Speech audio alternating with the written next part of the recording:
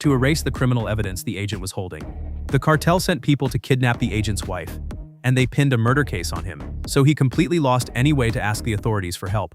The boss threatened Jason to hand over the evidence within 1 day, or they would hurt the baby in his wife's belly. Once Jason was forced to agree, they threw him out onto the street to avoid freaking out everyone passing by.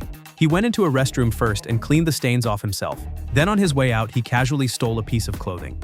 Hiding under the stolen cap, he made it back to the front of his building. But by then, the police had already sealed off the entire building. But that was never enough to stop a trained agent like Jason. He climbed up the drain pipe with sharp practiced moves and reached the roof. After making sure no officer was watching the rooftop, he slipped in through a window and got back into his apartment. But when he stepped into the bathroom, he found that the key he had hidden was already gone. Before Jason could even figure out what happened, 2 officers pushed the door open and walked in. Guys, he's here!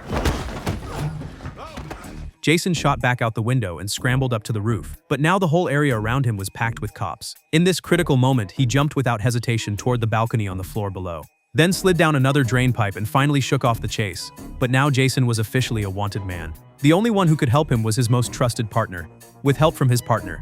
The two of them forged a piece of criminal evidence.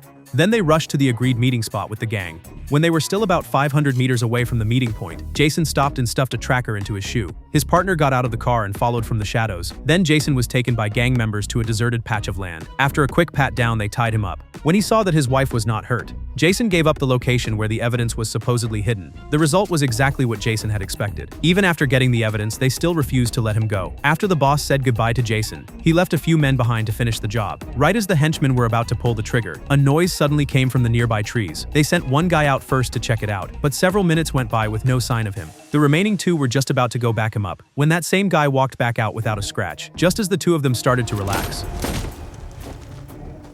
They heard 3 gunshots ring out from farther away. The boss instantly sensed that something was wrong, but the men he had sent out were no match for experienced elite agents. The 3 of them grabbed a car and got ready to pull out. By now, the gang boss was completely enraged. He sent out 2 off-road vehicles to chase them down non-stop. Jason barely managed to take out one of the cars, but then he noticed his wife's water had already broken. It was clear she was already on the verge of giving birth. Faced with this impossible choice, Jason actually chose to jump straight out of the car and stay behind to fight the gang head-on.